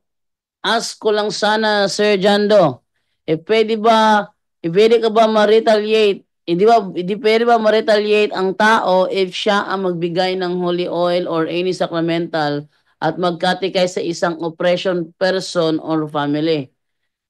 Pakisagot to, Brother Wendell. Brother Wendell. Nako, nawala. Si Brother Romer na lang. Brother Romer. So sa ganoon po na pamamaraan, nare-retaliate po ba yung nagbibigay lang ng mga sacramentals doon po sa may mga oppression? Siyempre, mariretaliate ka kung meron kang doorway, merong opening sa buhay mo. Kasi ang demonyo, alam ng demonyo kung ano ang purpose mo na binigay mo yan para matulungan sila na ma-liberate. So, ang kailangan nyo po, para hindi po kayo ma-retaliate, tanggalin yung fear sa sarili mo. Kasi merong iba, nagbibigay, may takot. So, pagkain po yan ng demonyo. So, kapag sa gano'n na pamamaraan, i-process nyo po talaga, mamuhay po kayo ng kabanalan, yung conversion po talaga, para para hindi po kayo ma-retaliate, pero huwag kayong matakot sa retaliation. Kasi normal lang po talaga na once nandito ka po sa team, kahit na wala ka sa team, nasa pamilya ka, mariretaliate po tayo. Kasi kapag ang demonyo talaga, gaganti at gaganti din yan. So, ang pinakaunang gawin natin, dapat po tayo magkumpisal, yung yung ano talaga, perfect contritions from sins and past sinful life. Kailangan po talaga na perfect contrition, tapos hindi na po talaga uulitin yung mga kasalanan na ginawa ninyo. Kung kapag ka nagbigay kayo, walang problema. I-catechize nyo, meron naman tayo mga catechism about dyan dito po sa Office of Exorcism. Marami po tayong mga previous videos. Ipanood po sa kanila. Tapos, wag na wag po kayo na kayo ang mag-deliverance sa kanya. Turuan mo siya kung paano mag-deliverance. Meron naman tayong guide na pinost. So, ibigay mo sa kanya yung guide. Kung meron po kayong handbook ni Padre Sikia, yun po, yung kay Padre Chad Reporger. So, ibigay nyo po yung, yung anong tawag niyan, yung guide. So, siya na po ang, nyo, yung turuan, ito ang gawin, ganon ang prayer. So, sa pamamaraan na yun, yung tao na yun, matutulungan mo, ipagdasal mo siya. Walang emergency po sa, yung sa exorcism deliverance ministry, walang emergency. So sila po talaga ang mag-process sa sarili nila. Una-una, magpa-check up muna sila sa doktor. Kasi marami po talaga na pumupunta dito, ubo lang. Marang iba nga, may may lagnat, sakit sa katawan, tapos hindi nagpagamot dun sa doktor, tapos pagka natapos ng deliverance, nagre-reklamo, ay kasi bata-bata lang yun ni Padre Darwin yung nag-deliverance sa amin, masakit pa rin yung katawan. Hindi sila kasi nakikinig dun sa catechism. So, meron po tayong preternatural illness at saka natural illness. Yung natural illness, yung sakit na po natin sa katawan, yung sakit po natin na normal, yung dahil sa kulang ng disiplina po sa buhay natin. Kung preternatural illnesses po, galing po yan sa demonyo. So isang prayer pa lang yan, mawawala yan. Hindi na yan babalik kung na-process mo talaga yung sarili mo. So ganoon po. Kapag nandun pa rin yung sakit, papunta na po kayo sa doktor. Huwag niyong gamitin yung sacramentals na meron talaga akong yung faith ni God, mga ganito. Hindi po yan namin tinatanggap dito. Ang po namin advice talaga, pumunta kayo ng doktor. Kasi nasa sirat na ang mga doktor ay binigyan po yan ng kaalaman ng Diyos para makatulong sa mga tao na may sakit. So pumunta po tayo ng doktor. So tayo po na nagbibigay, huwag po tayong yung messianic style ha, yung tayo talaga ang ganito ganyan, parang ginagaya niyo yung mga case officer. Huwag po niyong gawin. Doon sa pamilya nyo, pwede. Pero sa iba, wag. So, yun na po, bro. Dyan ang sagot na. Okay, thank you sa iyo, Brother Romer. May tanong dito si Vicente Miliano. Good evening, bro. May naalala ko kanina. Nag-request ng yakap kay Bro Amik. Ano update doon? Happy birthday, bro. God bless po. Kasi kanina may tumawag sa akin sa aking live sa Straight to the Point. Nag-request siya. Pwede ko ba daw yakapin si Amik para sa kanya? Sabi ko, mahirap yun. Hindi ako sanay yumakap sa lalaki. Hindi ako sanay. Okay na sana kung babae. I-try ko lang, pero si Brother Amik ay hindi po nagpunta rito kanina. Si Brother Amik ay nandoon ngayon sa Tagbilaran. Nasa bahay siya ngayon ni na Brother Kaloy Abuyabor. At kaninang hapon, umatin siya sa isang public preaching na ginanap sa harap ng City Square. Kasama niya sina Brother Paul Alima at Brother John Juna. Si John Juna, nandito si John Juna kanina, pero hanggang doon lang sila sa kumbento ni Padre Darwin dahil in-interview ni Padre Darwin si Amik Taglinaw, no? So sila magkasama, John Juna, Paul Alima at saka si Amik Taglinaw at ang kanyang asawa. So hindi siya nakapunta rito, kaya doon sa nag-request na yakapin ko si Amik, i-shake hands ko na lang. Mahirap yun eh. Pasensya na kayo ha. Hindi kasi ako mapakali pag yumakap sa lalaki. Okay. No, so dito naman tayo ngayon sa next naman na katanungan naman from 1025. Magandang gabi po. Ask ko po kung biblical ba na pag namatay ang tao, na simula ng araw ng kanyang pagkamatay ay kailangang ipagdasal hanggang sa sumapit ang ikasyam na araw ng kanyang pagkamatay na tinatawag sa amin na siyaman. Siyaman o pasyam. Oh? At pag sumapit naman ng 40 diyas ng kanyang pagkamatay ay padadasalan ulit, at pag sumapit naman ang ikaunang taon ng pagkamatay ay padadasalan ulit. Hindi ba yun minanalang natin sa ating mga ninuno o aral ba yun sa ating paniniwalang Kristiyano na dapat sundin? Salamat po sa tugon or sagot nyo. Brother Angel Santos, sa'yo ito. Yan, para makasagot naman bro si Bro Junri, pakibigay mo na lang muna sa O kanya. sige, at ibigay ngayon kay Brother John Ray. Brother John Ray? Siya.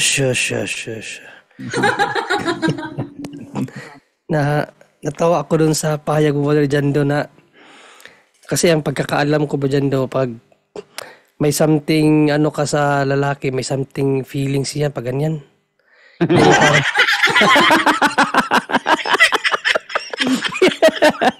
Yeah. Oh, pag medyo ano ka, pag medyo aloof ka, something may ano yan, may connection yan eh. Kasi pag lalaking lalaki ka bro, pag lalaking lalaki ka, di, sabi nga nila, real man wear pink eh.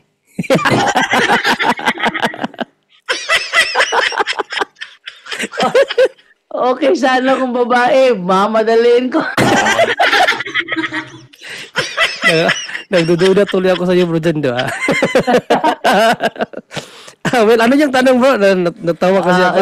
Ulitin ko ha. Sabi niya sige. dito, biblical ba na kapag namatay ang tao, na simula ng araw ng kanyang pagkamatay ay kailangang ipagdasal hanggang sa sumapit ang ikasyam na araw ng kanyang pagkamatay na tinatawag sa amin na siyaman o pasyam.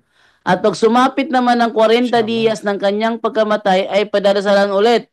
At pag sumapit naman ng ikaunang taon ng kanyang pagkamatay ay padadasalan ulit. Hindi ba yun minanalang natin sa ating mga ninuno o aral ba yun sa ating paniniwalang Kristiyano na dapat sundin? Salamat po sa tugon or sagot ninyo. Ayun. Maraming salamat po dyan do, malinaw. Well, based dun sa tanong no, parang naging ano tuloy, naging superstitious belief. Unang-una, wala namang aral ang simbahan about shaman. Ang shaman ay paaral yan ng mga, I think sa Hapon yata nag-umpisa yung aral na yan. Di ko lang alam, pero naririnig ko kasi yung term na yan. Indian bro, yung matatangos ang ilong ba? Ay, Yung ang pagkakalam ko, di ba, may palabas kasi sa Japan na Shaman King. Di ba, yung mga Shaman King. Yung Shaman King, si Hao Asakura. Oh, yeah. Sila ni ano. So, kapatid, no, walang aral ang simbahan about Shaman King. Shaman King. About shaman, no, yung sinasabi mong 9 days of prayer, no? Tapos ang nangyari kasi sa sinabi mong aral parang superstitious belief. So what if hindi mo siya madasalan? Yun ang tanong diyan. What if hindi mo siya madasalan doon sa 9 days?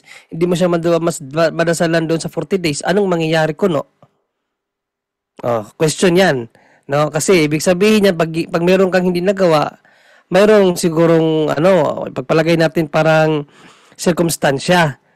No?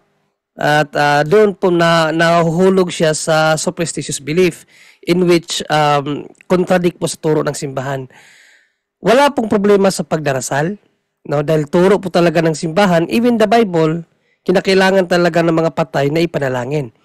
At kung ang tanong mo kung sa araw ba na siya mismo namatay, yes. Nung kinakailangan sa araw na siya namatay, agad nating pamisahan. Ang nga ng simbahan is yung yung Gregorian Mass. Kasi yung Gregorian Mass 30 days consecutive yun. Dinadausan ng misa yung namatay, no? Special doon sa taong inirequest natin na pamisahan, 30 days po yun. Kasi ang misa po ang pinaka-highest form of prayer. At lahat po ng misa ay Diyos mismo ang nandoon. Napakahalaga po ng misa dahil, di ba, tinubos ng Diyos ang kanyang simbahan sa kanyang dugo. No? Saan ba saan ba ginaganap ang pag-aalay ng dugo, di ba, sa misa? Kaya napakalaki po ng contribution ng misa sa kapatawaran ng kasalanan nung namatay. Kaya napaka-importante po ang misa po, no? Kaya nga may aral about sa simbahan about 30 days of consecutive mass doon sa taong namatay, no? Yun pong Gregorian Mass. Kaya napaka-importante po talaga ang dasal. Pero doon po sa mga shaman, wala po yung shaman. Yung 40 days, ano lang yan, naririnig natin yan sa mga matatanda, no? Wala pong problema sa pagdarasal. Kung maaari, mula nang siya ay namatay hanggang sa ikaw din ang sumunod, ipanalangin mo palagi ang patay. Yan po ang pinakaaral ng simbahan. Tingnan lang natin yung sa Ecclesiastico, no? Ecclesiastico, Dos Macabeo pala. Ang Dos Macabeo, no, na nung namatay ang mga sundalo, agad-agad pinagdasal ni Haring Judas, no? Dos Macabeo 12:43 hanggang 45. Ito ang ating mababasa. Nagpalikom siya ng mga kaloob na umabot sa halagang 4 na librang pilak at ipinadala ito sa Jerusalem upang handog pantubos sa kasalanan. Kaninong kasalanan yan? Ginawa ito ni Judas na Haring Judas to, hindi yun si Judas Iscariote, sapagkat naniniwala siya sa muling pagkabuhay ng mga patay. Kung hindi siya umaasa na ang mga patay ay muling mabubuhay, magiging kahangalan lamang ang ipanalangin pa ang mga namatay na. Yan, no? So, magiging walang kabuluhan ang panalangin sa mga namatay kung hindi totoo ang muling pagkabuhay. So, dahil faith natin yan, credo natin yan, I believe in tawag dito, in the last days, no, the resurrection of the living and the dead, pananampalatayaan natin yan. So may mayroon talagang kabuluhan ang pagpanalangin sa mga patay. Dahil buo ang kanyang paniniwala na ang lahat ng namatay na nanatiling makadiyos ay tatanggap ng dakilang gantimpala. Ginawa niya ang paghahandog na iyon upang ang pagkakasala ng mga namatay ay patawarin. Ano daw? Upang ang pagkakasala ng mga namatay ay patawarin. So yun po talaga ang pinaka-importante. Ang pagpanalangin sa mga patay upang ang kanilang mga sala ay mapatawad, no? Tuligsaan ng mga ng mga Protestante, bakit daw may bayad sa patay? Hindi po bayad 'yan, no? Meron pong tinatawag na atonement money. No, yung atonement money po, batas po ng Diyos 'yan. Yan po ang paraan ng Diyos para matubos, no, yung pagkakasala ng namatay. Basahin natin sa ang ating Biblia sa Exodus 16. Ito po ang ating mababasa. At iyong kukunin sa mga anak ni Israel ang pangtubos na salapi. So, atonement money yan sa English. At iyong gugugulin sa paglingkod sa tabernakulo ng kapisanan na magiging pinakaalala sa mga anak ni Israel sa harap ng Panginoon upang ipangtubos sa inyong mga kaluluwa. So, ang atonement money or pangtubos sa salapi, pangtubos yun sa kaluluwa. Kaya nga sa misa, mayroon po tayong ibinibigay, no, na parang donation natin sa simbahan, no, in exchange doon sa panalangin sa ating mga namatay. So mayroon po yung connection sa pananampalataya. Malaking bagay po yan dahil yun po ang batas ng Diyos, no. Doon titingnan ng Diyos ang ating faith, no, para doon sa kaluluwa nating ipanalangin. Kaya napaka-importante po ang misa talaga, based po sa katuruan ng simbahan. Again, patungkol doon sa shaman, yung 40 days, walang aral po ang simbahan yan, no? Basta, ang turo ng simbahan, ipanalangin ang lahat ng namatay. Brother Jando. Okay, thank you sa iyo, Brother Junre. At dahil alas 10:01 na ng gabi, alas 10 na, anong alas 10? Hindi. Sinasabi ko dito sa live na alas 10 na po. At dahil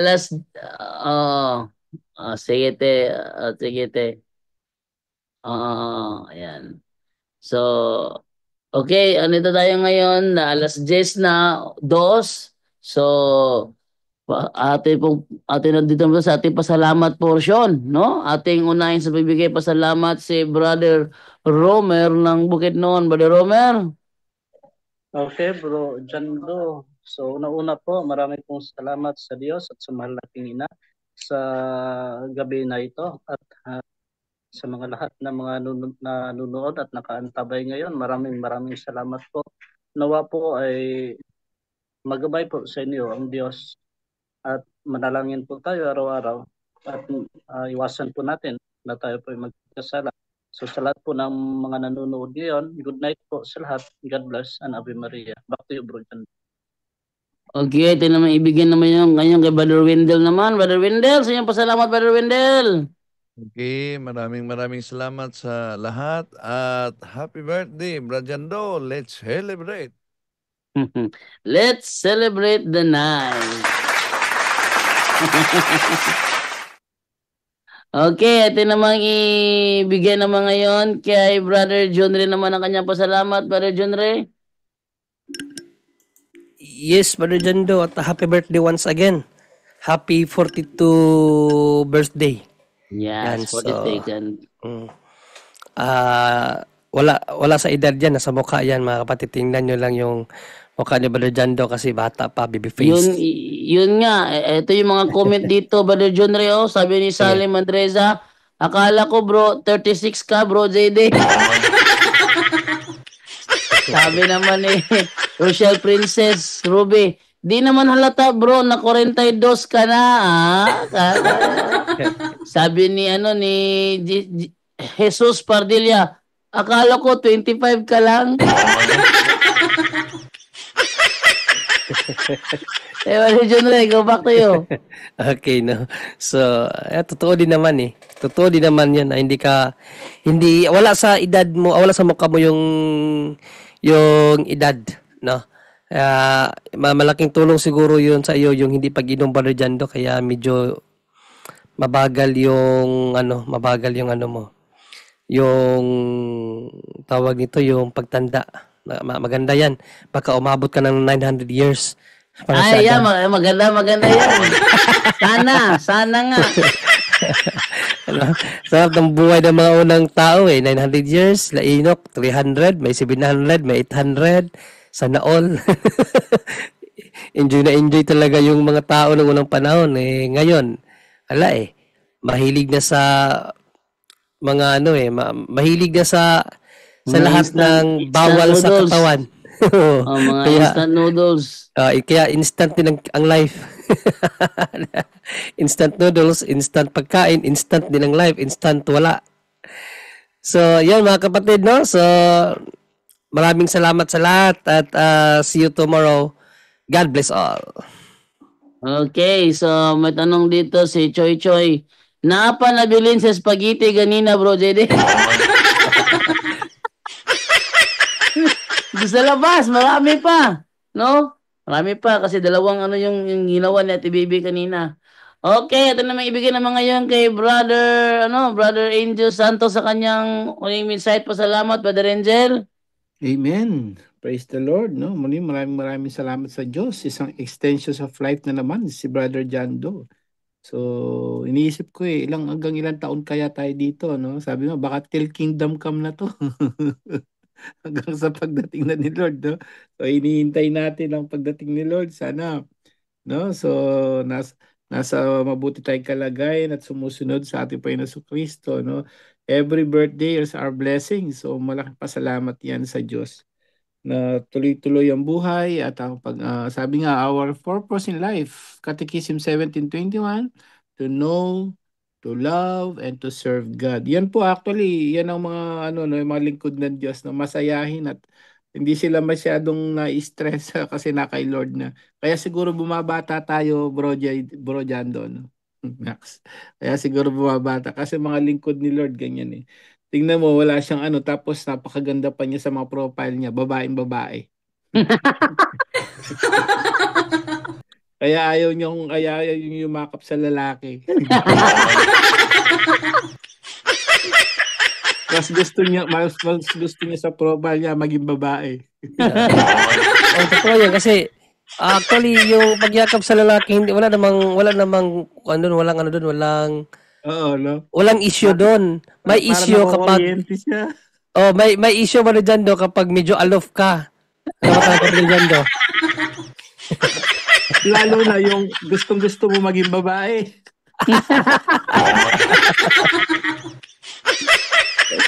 Nagtataka naman ako dito. Mga profile niya, ginagawa niya yung sarili niyang babae. Bakit mas tontuwa ka?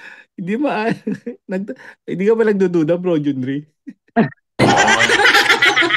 Kaya nga sabi ko kanina Brother Angel, nagdududa na ako kay Brother Jando eh. Kasi ako hindi ako alop yumakap sa lalaki. Minsan nga pinipisil ko pa yung puwet eh. Ako nga, ni panaginip, hindi ko kaya yatang ilagay sa profile ko na babae ako. Kaya nagdududa naman ako kay Brother Jando, lahat ng profile niya babae eh. Na-enjoy lang ako sa Photolab. Kasi, tingnan mo itong mukhang ito. Pag ginawa nilang babae, ganda pala. Yung lalaki, kung lalaki, boring. Hindi lang yun. Paganda siya ng paganda. Oh. Wala namang problema pag umamin ka Brother Jando, wag ka lang gumawa ng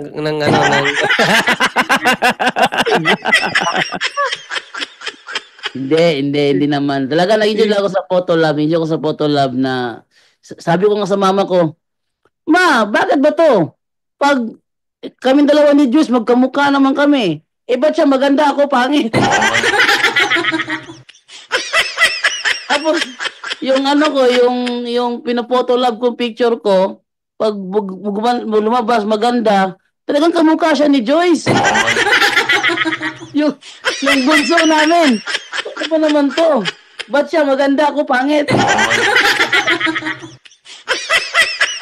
Okay. Okay, Brother Angel, go ahead. Proceed. Totoo pala yan. Actually, may vlogger na kilalang kilala sa Japan. Naging sikat siya, magandang Haponesa, no? So, ang dami niya mga followers. Tapos gusto siyang interview ng isang dito sa Japan, no?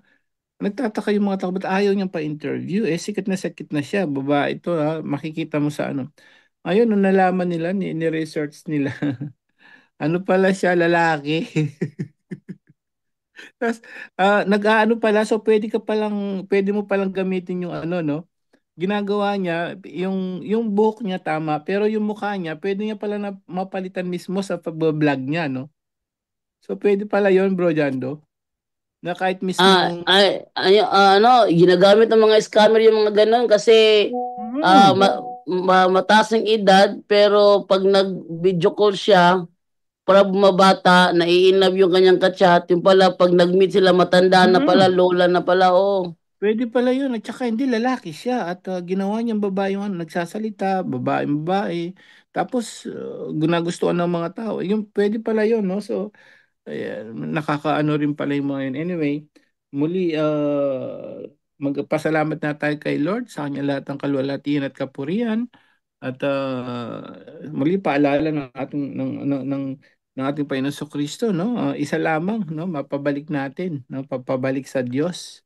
Laksa-laksang anghel daw, no? Ang diriwang sa langit. So, tuloy-tuloy po ang pag-aakay natin. Almost 270k na tayo, no? So, sana tuloy-tuloy pa. Isa lamang maligtas daw natin, tuwan-tuwa ang Diyos. So, what more kung daan-daan na kaluluwa na pabalik natin sa Diyos. Di lalong tuwan-tuwa si Lord sa ating lahat. At pabaon po ng ating ebanghelyo, no? Ang salita ko, no? Ay hindi magkakabula. So, totoo, kaya araw-araw ang salita niya, palagi, pag nilayan natin, dahil yun ang hahatol pala sa atin pagdating ng panahon. No? So, hindi magkakabula, hindi mawawala yan. Kaya sa pagdating sa paghatol, nandun pa rin. Babasahan ka ngayon sa aklat ng buhay, ikaw ba'y sumunod sa kalooban niya? Paalala lang po yun, no? So, happy birthday muli, um, sa ating hindi ko alam kung maganda o gwapo, ano ba sasabihin ko? Kasi maganda yung profile niya eh. Pero si Bro Junri, pinipilit naman niya, ginagawa niya yung ano, Bro Junri, ginagwapo mo naman sa ano mo, no, sa thumbnail mo.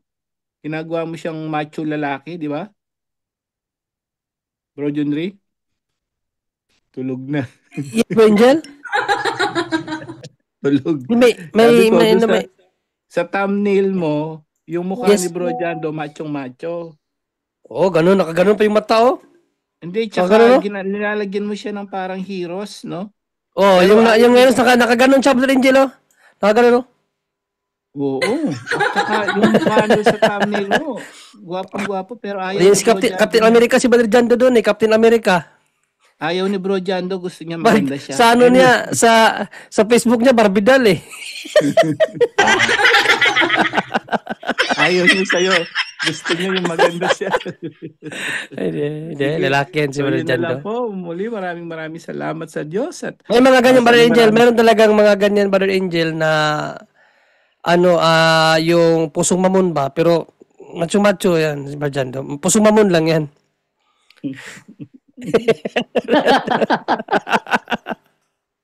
Siguro nga, hindi. Siguro pangarap niya noon, nung bata siya, mahilig siya sa manika. So, sabi niya, someday magiging ganito ako, lalagay ko sa profile ko. Hindi, may mga Muli, ano talaga, may maraming- mga lalaki talaga na ganyan yung ano siya sa mga lalaki. Parang, ganun ba? May mga ganun talaga. May mga tao na parang, ayan, tulad ni Baliljando, para siyang nandidiri pagdating sa lalaki, parang may ganun talaga eh. And anyway, dahil birthday mo ngayon, Bro Jando, kung saan ka masaya, suporta kanta ka. Pero, Baliljando, tandaan mo to palagi ha, real man wear pink. Real man wear Maraming pink, salamat. Baliljando. Maraming salamat sa Diyos at dito po sa Punto por Punto, at least kompleto po natin, no, pag-aaral ng salita ng Diyos at paminsan-minsan nagbibiroan lang po tayo dito at hindi po talaga babae si Bro Jando, no? Lalaki po 'yan, no? So sa profile lang yan, babae. Totoo pong lalaking tunay po 'yan, ha? Tunay 295.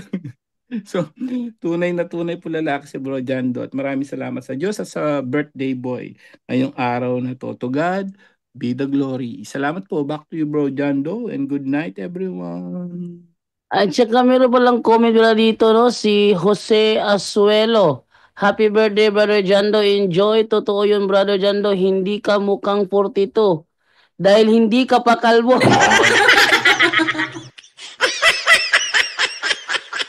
Ganoon din ako. Dahil hindi ako naninigarilyo at umiinom. Sabi niya, no? So, doon po sa mga pala sigarilyo, ako pa naniniwala na kung gusto niyo lang itigil, talaga matitigil niyo yan. Kasi nung talaga malakas ako manigarilyo dati, totoo yan, lakas manigarilyo, pero hindi ako umiinom. May Inigarilyo lang Brother ako. Jando, simula 15 years old hanggang 22. Ikaw? Yes, 15 years old, naninigarilyo na ako. Natuto ako kasi, alam mo yung mga kuya mo, sindihan mo doon. Siyempre, nung bata pa ako. So, 15 years old, natuto ako manigarilyo. Naninigarilyo talaga ako. Nung kasagsagan ng addiction ko sa sigarilyo, wala yatang buwan na hindi ako inuubo. Na ganun? Tapos, walang buwan na hindi ako inuubo kasi ubuhin kasi ako. Tapos, dumating din yung point na yung amoy na sigarilyo, nasusuka na ako. Kaya, napaka-grabe yung struggle ko nung nag-abroad na ako. Doon ko talaga sinubok na mag-stop sa sigarilyo. Ang hirap talaga. Alam nyo ba, ang nakatulong sa akin para huminto sa sigarilyo? Alam nyo kung ano? Ano? Rosary. Ah, Talagang sa rosary ko, inilapit ko kay Mother Mary na tulungan niya Amen. ako. Praise the Lord. Yes, Amen. totoo to mga kapatid. Walang halong biro to. Cross my heart. Walang halong biro yan. Talaga sa pagrorosary ko, inano ko, kasi alam ko sarili ko, Brother Angel, hindi ko kaya. Hindi ko kaya talaga kasi isang oras lang na hindi ka man makakasigarilyo, yung laway mo sa bunganga mo dito, mag-ano yan, talagang yung laway, talagang para kang asong ulol na naglalaway. Ganun po ang epekto ng sigarilyo, kaya ang hirap po talaga labanan. Ang hirap pigilan, ang hirap i-stop. Kahit sabi nila magkindi ka, walang epekto ang kindi, lalo ka lang gaganahan. Wala epekto kindi, totoo. Wala epekto kindi. Lalo ka lang gaganahan kasi magpartner yun eh. Baliba, dyan lalo na magkakape ka. Naku, kasarap kaya manigarilyo kape. Totoo lang. Pero dahil hindi ko kinaya, doon ako nag-devotion ako sa rosary, in-offer ko sarili ko na maka-stop sa sigarilyo. Basta ano lang, every time hindi pa ako ganun kaano sa rosary noon, yung talagang hindi na katulad ngayon. Dati, yung basta, nagdadasal na ako pero hindi talaga tulad ngayon. Pero dati, pag nag-rosary talaga ako, talagang in-offer ko, Mother Mary, tulungan mo ako na matigilan ko yung paninigarilyo ko. Please help me. Hindi ko alintana na sa loob ng 2 taon siguro na struggle ko kasi yung 2 taon na yun, pabalik-balik pa rin ako eh. Hindi ko na lang maaalala bakit isang umaga ayaw ko na kahit amoy ng sigarilyo. Grabe ang tulong ng rosaryo sa akin, mga kapatid, para malabanan ko ang addiction ko sa sigarilyo. At hindi lang yan ang nahinto sa akin. Sa pagrosary, ang dami. Ang dami kong mga gawain na nahinto dahil sa pagrosary. Kaya ang laki talaga tulong ng rosary. Magpasa hanggang ngayon. Grabe talaga. Yun ang isa sa nagpabago talaga sa akin, no? Ang rosary talaga. Laking tulong talaga. Divine Amen. intervention yun, bro. Totoo po Yes. yun. Divine Oo. intervention yun. Pag lagi kayo nagdarasal kay Mama Mary, yung mga may yung mga may struggle sa bisyo, sa alak, sa pornography, sa panonood ng mga porn at kung lahat ng mga salitang masama, gawain masama, i-offer nyo po yan kay Mama Mary sa pag-rosary nyo. Special intention nyo na matanggal. Walang imposible sa Diyos at si Mama Mary handang tumulong po sa atin, lalo na pagdating sa pagbabago. So bro Jando, yung last birthday message mo para sa lahat, bro? Last birthday message ko para sa lahat? Para sa iyo din, bro. Sana Una-una para sa iyo. Sana dahil hindi ko akalain na lumaki ng ganito yung punto por punto, no? Actually, ito ay nagsimula lang sa munting pangarap ni Romeo. Munting pangarap lang to ko dati. Ito punto Bro, por lagyan mo punto. ng background, bro Junri, yung Ayun, medyo nakakainis na background. Wait ayan. lang. Sige, wait lang. Ayun, so baka makapirate tayo. Hindi. Libre to ng mga music yung nandito sa akin. Non-traffic, Wala Oo. birthday mo, na-copyright ka. Tapos, yun na nga. Munting pangarap lang to dati. Hindi ko naman kalain na ganito lalaki tong puto por punte. Na ano ko lang kay Padre Darwin na aming isa katuparan. Nag-back up naman si Padre Darwin sa akin. Kaya ito ngayon, lumaki, dumami tayo. At malaking tulong na yun para malaking tulong na yun para sa ito, nakapangaral na tayo at wish ko sana magpatuloy pa ito hanggang makakaya pa natin ng mga katawan natin, At kung sakali may bumigay, at least may ibang magpapatuloy ng ating programa punto por punto. Yun lang naman ang ang wish ko. Okay, maraming salamat po sa inyo at meron akong dito siya nga pala. Wait lang. Meron pa ako dito, ipakita ko sa inyo, ha. Ito sa browser ko yan, browser. Pakita ko ito. Pero meron akong ginagawa kasi minsan, board na nyo. Ayan, ayan, nakita nyo?